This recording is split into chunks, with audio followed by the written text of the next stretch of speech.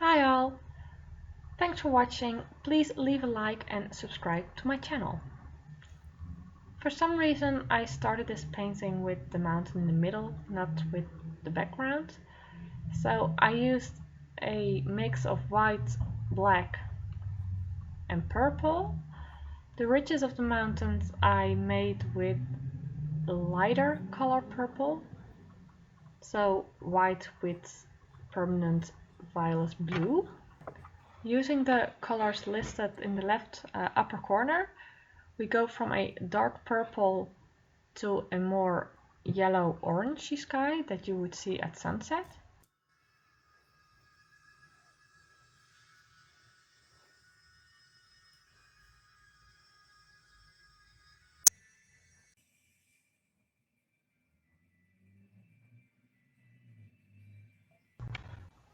Because the scenery shows backlight, you can paint the mountains very dark. You don't have to do a lot of details.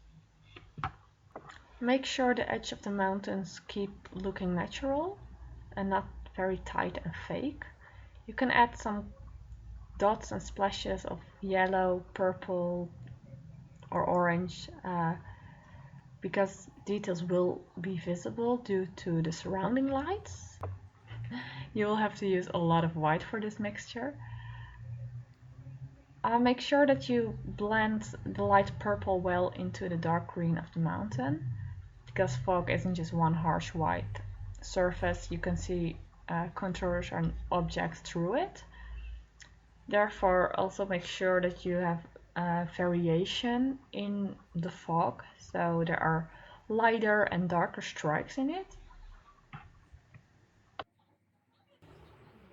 You can use the same mixture as for the other mountain, maybe a little bit more green in it.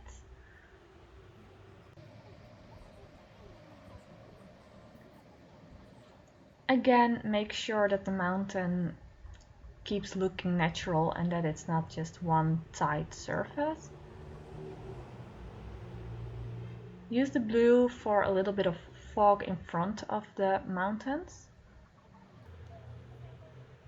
And again, with pink, leave a few details, leave some splashes so that it doesn't just look like a silhouette.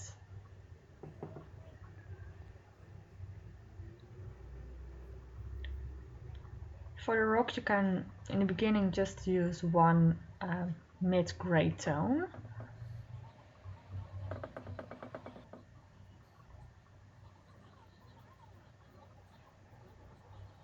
You can make it a little bit lighter to the top and use a little bit more black to the bottom where the shadow of the rock would be.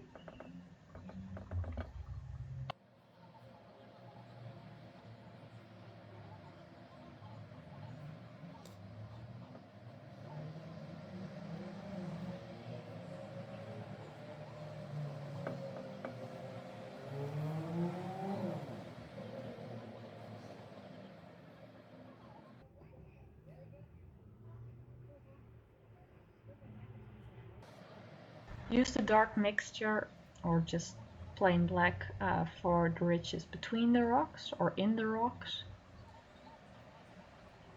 Normally I wouldn't advise to just use black for shadow, but in this case it's a rock and it's a gray rock, so you can use it. Use white or a light gray mix for highlights in the rocks.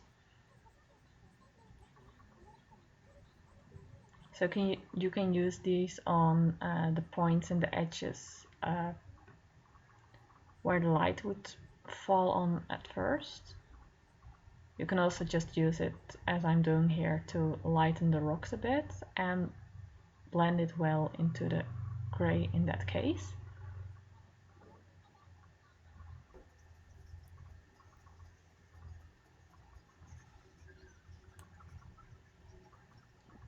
But these light tones are very nice to highlight some edges and create a more natural environment.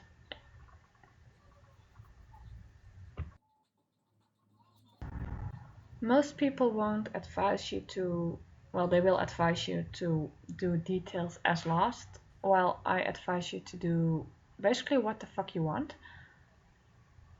Because sometimes it's just nice to go in with a little detail that's pretty pronounced, that's pretty obvious in the painting.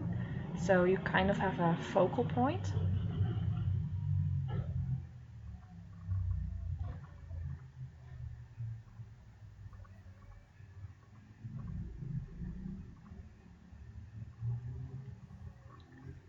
So I made the claws or legs a little bit darker than the beak because that's what you would expect naturally. Like claws and legs get dirty.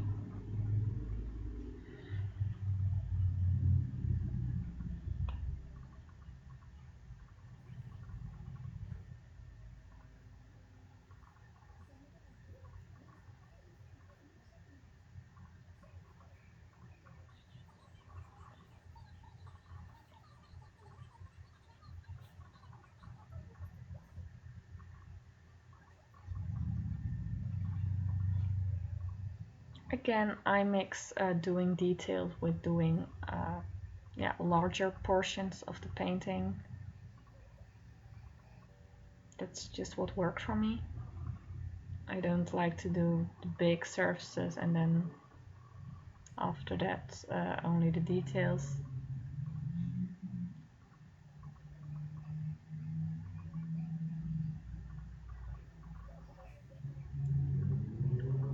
So if you look good or take a good look at a bird wing, you will see that there are always portions that are like completely covered in feathers, and where you kind of can see like the individual feathers.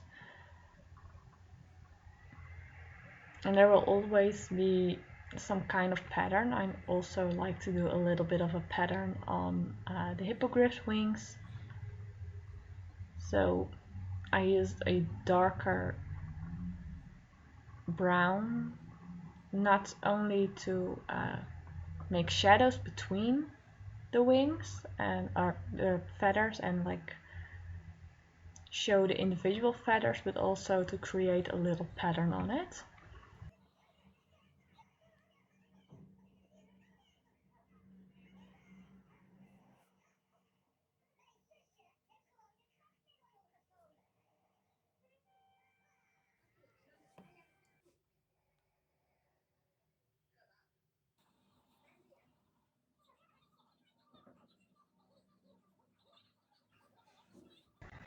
For the hairs on the body, I used a little bit of a lighter mixture of burnt sienna and burnt umber, so there's more burnt sienna in the mixture.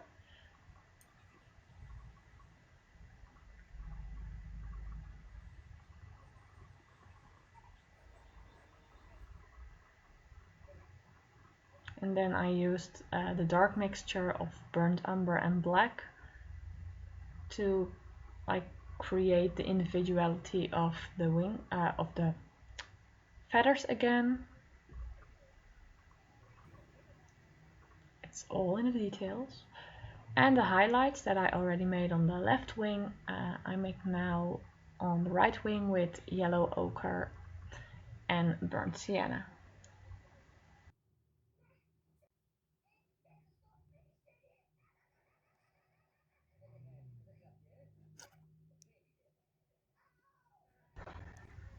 I used mostly white and a little bit of light gray to highlight the claws again, like the nails of the claw.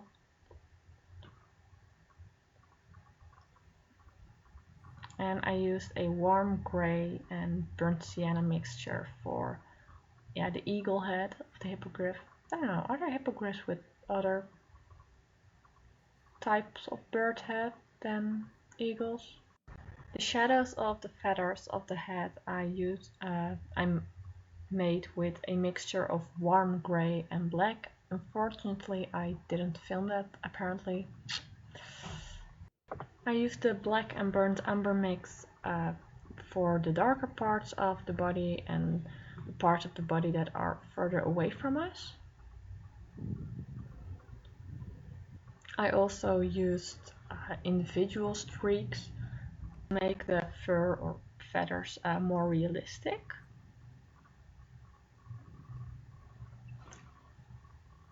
I added highlights with a mixture of yellow ochre and again burnt sienna. I decided upon a yellow greenish color for the eyes to break apart the whole brown and warm toned character of the painting. And yeah, that's it. Only a quick varnish left. Thanks for watching and see you soon.